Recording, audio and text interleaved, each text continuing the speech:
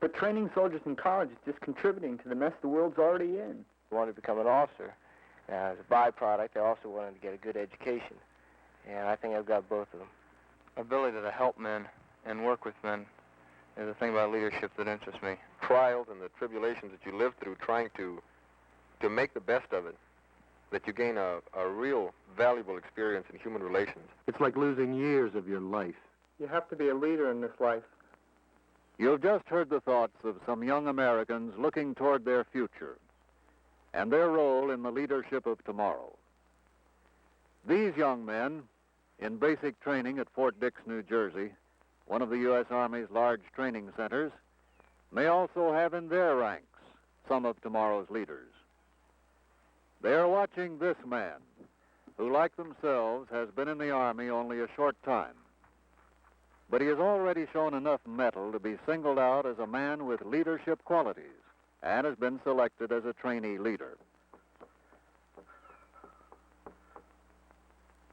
Right now, he's setting an example for the other men in his squad. If he can do it, they can do it. He's just as new at it as they are.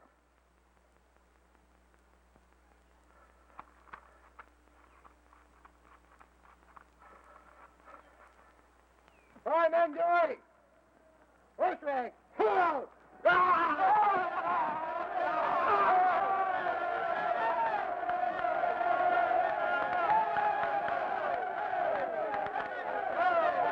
On today's Big Picture, a look at young American leaders in the making and how the United States Army provides dynamic leadership opportunities for the young men who serve their nation.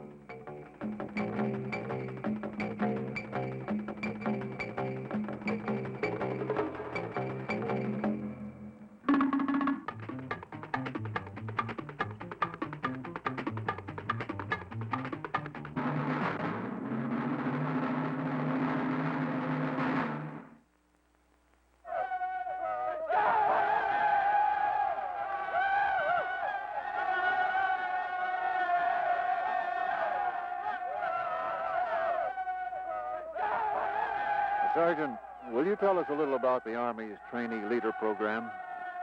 Well, we take the men as they come in from basic training from the reception center, and we pick out the ones with the highest leadership qualities, and we give them responsibilities right off. What are some of the responsibilities of a trainee leader? Well, we have trainee squad leaders, trainee platoon sergeants, and a trainee field first sergeant. The important thing is he learns how to the responsibilities of handling men. Okay, fine. Thank you, Sergeant. Well, how does it feel to have leadership responsibilities after being in the Army such a short time? Well, it feels pretty good. To tell you the truth, I never thought I could do it. But you did do it, right? Yes, sir. Well, what would you say is the most important thing you get out of being a leader? Well, you get a sense of pride. You gain the respect of the men. You feel as if you're really doing something. I feel also that the men gain a lot by having a fellow person also enlisted help them, show them how to do things. Fine, thanks. As never before, young Americans are rising to the challenge of leadership. Never before have so many young people been so determined to do their own individual thing, to strike out in new directions, to probe their own capabilities, and point the way for others in their generation to follow. They come from many different backgrounds. The great majority of them are bent on a genuine search for answers to today's problems. A very vocal minority pursue their search by disruption and often violence. But all share a restless search for meaning in a world of ferment. Whatever their directions, the young men of America also share a common responsibility to defend their country, a responsibility in which leadership is an integral part. As it has throughout history, leadership often emerges from controversy. The astronomer Galileo was attacked for his beliefs, which opposed the prevailing theories about the universe in his day. Some of the greatest leaders developed out of a climate of debate and dissent, but all were dedicated from their youth to constructive goals. Their call to leadership came out of an urgent need to build or preserve a wholesome society. Their actions came out of a crisis of belief. Young Americans in today's turbulent times are also in a crisis of belief. Where are their opportunities for constructive leadership to come from? What are some of the positive forces at work in our society that can lay the groundwork for the young leaders of our day? In communities throughout the country, focal points for the development of leadership traits in young people are religious institutions and community organizations, which offer meaningful programs of activities for various youth groups. We will walk with each other. We will walk hand in hand. We will walk with each other. We will walk hand in hand. And together we'll spread the news that God is in our land. And they'll know we are Christians by our love, by our love. Yes, they'll know we are Christians by our love. We will work. At our youth center, we try and provide the proper atmosphere in which young people can grow and develop, an atmosphere of freedom and creativity in which the young people share not only in the decision-making process, which is of great importance, but also share in the responsibility. Our basic aim is to encourage each individual in his search for identity, and to do this in constructive manners that have deeply personal meaning.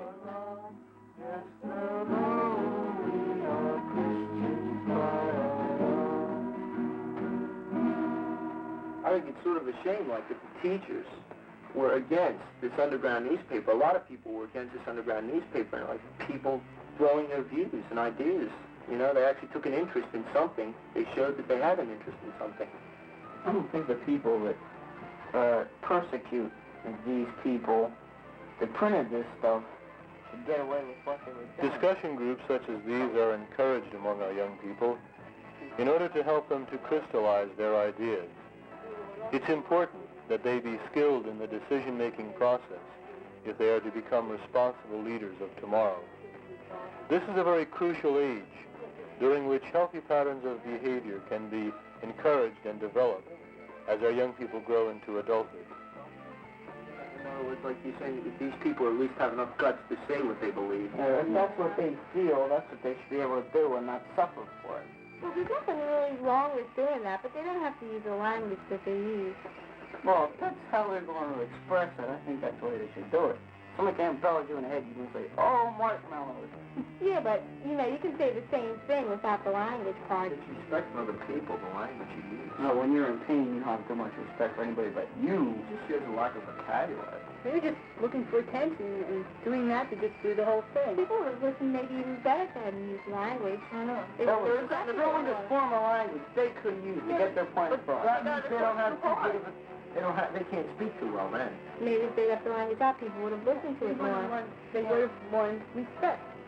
Why can't people... From the vast and diverse pool of young men in the civilian community, the Army must draw its soldiers for the defense of our nation and its military commitments. Whether he comes from a climate of healthy inquiry, or whether he chooses to express himself in other ways, today's young man has wide opportunities within the United States Army to channel his energies into constructive leadership goals.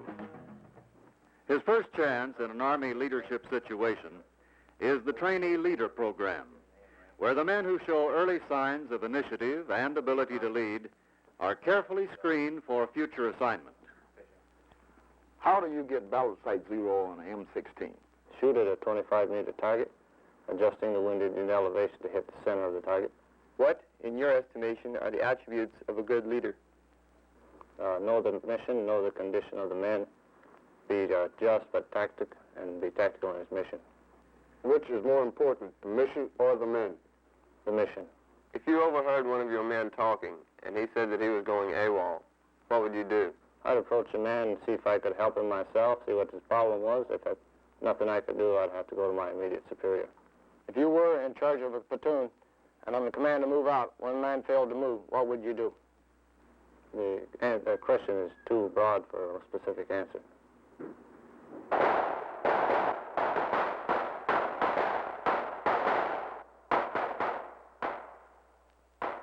One of the jobs of a trainee leader is to act as kind of a tutor. We watch the men in our squad during training, spot the ones who need a little extra work, and get them aside whenever we get a chance. Maybe during chow out on the range. The barracks area during off-duty time is another good place. We can help some of the men put in a little extra work on their lessons if they need it. Gentlemen, as a leader, you have the basic responsibility of being an instructor. You must then learn to speak clearly and persuasively when you're trying to get your men to learn something in order to be a good member. One of the essentials of leadership is the ability to speak effectively. The trainee leaders receive a course in methods of instruction, each man getting a chance to make a sample presentation, which will then be critiqued by the other men and the instructor. But that the strike of the bullet must move to the right 2 spaces. In order to do this, you will move the windage drum 4 clicks in the direction of the arrow, bringing the strike of the bullet. So here. Leadership Army style starts right at the beginning. If he's with it as a trainee leader, if he digs the job and can get results, if he can help his sergeants build the unit into a team, the way up the leadership ladder is open. A man can help his climb to leadership by increasing his knowledge of Army specialties. Following his basic training, he may take various classes in combat support activities, which may lead to supervisory positions. When we start to inspect the steering system, we'll start from the top steering wheel, work right down through the linkage, and into the road wheels. When you start to inspect the student who learns and can demonstrate clearly what he has learned is already well on his way to being a leader. Where they connect to the hub, where they connect to... We talked with the adjutant of the 3rd Basic Training Brigade at Fort Dix, who keeps track of the progress of the new soldiers. Lieutenant, what are some of the qualities the Army Command looks for in singling out potential leaders? Such things as a man's appearance, his manner of speaking, his educational background, his decisiveness, and perhaps most important, his willingness to accept responsibility. Does the Army find that today's young man is more or less willing to accept responsibility than, say, in previous years? Generally, he's more willing. In today's Army, there are many more younger men in decision-making positions. It used to take a man several years to become a non-commissioned officer. Today, a man can achieve that rank in 16 to 18 months, or sometimes even less. But the most significant thing about our Army is the fact that a man can be doing a job before he attains the rank. Generally, the leaders in our Army assume much more responsibility than do civilian leaders of the same age. This company commander has just turned 21. In age, he is very little older than the men he commands. That brings him close enough to them to understand their thinking, their sensitivities, their hang-ups. He also brings to his job a knowledge and an assurance way beyond his years.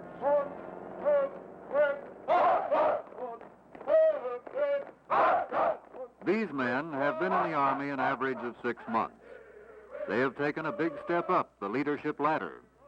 They are students at one of the U.S. Army officer candidate schools. Average age, 22. Over 60% have college degrees. They will study and train for 6 months and come out as second lieutenants in the United States Army. Instructor, counselor, and friend to OCS candidates is Tactical Officer First Lieutenant William Sauser, age 25. As TAC officer, he knows the candidates well from close daily observation. Lieutenant Sauser, what are some of the elements involved in OCS leadership development? Training in the officer candidate regiment is based on the premise that leaders are made and not born. A man has to have certain basic qualities of leadership to begin with, but these are often latent. Many of the men never had an opportunity to show initiative or organizational ability. Our job is to draw these qualities out, show them how to use their talents, both for their own advancement and for helping others. How do they take to officer training generally? Is it something they get the hang of very quickly? Do they basically like the idea of being in charge of other men? Yes, I think they do. Once they develop enough self-confidence to understand the degree of responsibility that goes with being a commissioned officer. Some OCS men are pretty hesitant at first. We do present them with a pretty heavy schedule of training and leadership problems. But they see others in the platoon doing the job and doing it well, and then they become willing to take up the challenge. Each officer candidate learns the fundamentals of his job. Before his training is over, he'll be able to give as well as follow instructions. Your platoon mission is to build a tool shed by the S4 section by 1200 hours. Your tools and equipment are located there. Your lumber is by the S3 section. Mr. Swanson, you've been designated platoon leader. Come forward and take charge of your platoon.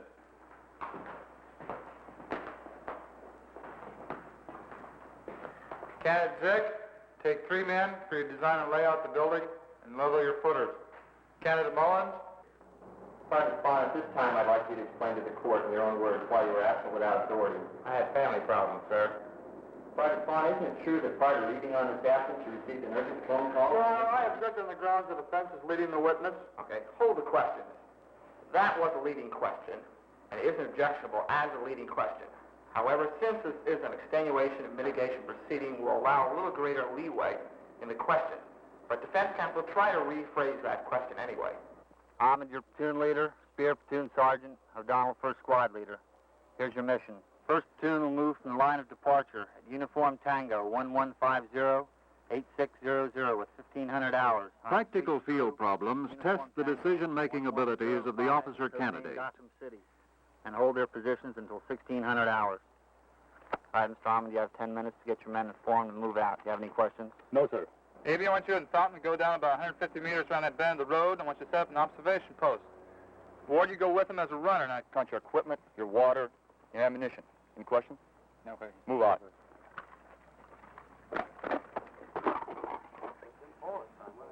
Though he must know and obey all the rules and regulations, he must also know how to apply them under swiftly changing circumstances.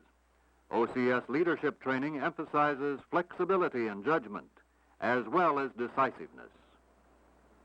This is Day 666 Romeo. Wait 1. Over. Sir, patrol leader.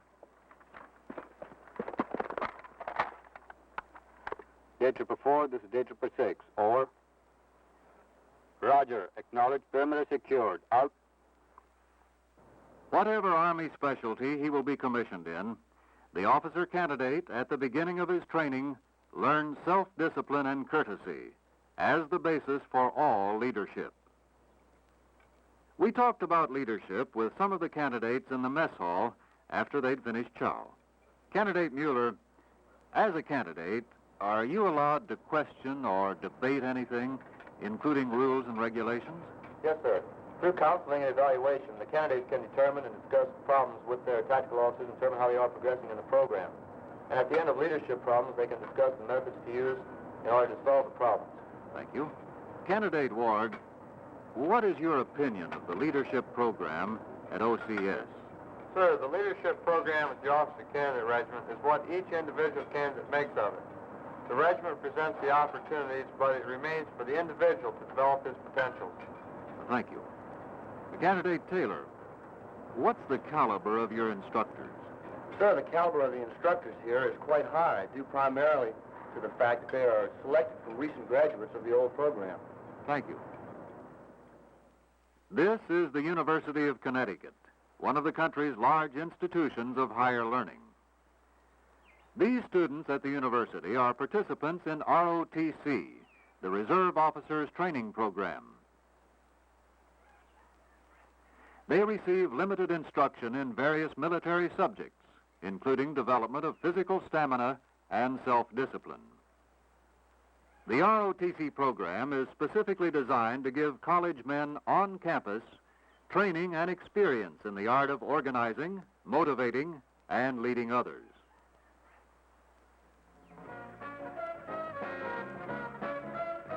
Most of the training consists of classroom presentations and discussions on subjects which have military application, but which also develop general leadership ability. The administrators of the ROTC program here emphasize the fact that the man in ROTC is a civilian, and his relationship with his instructors is of a student-professor nature. The ROTC program at this university, like most other colleges and universities throughout the country today, is a voluntary program. The students are in it because they want to. We try to show them the variety of jobs available to them in the military.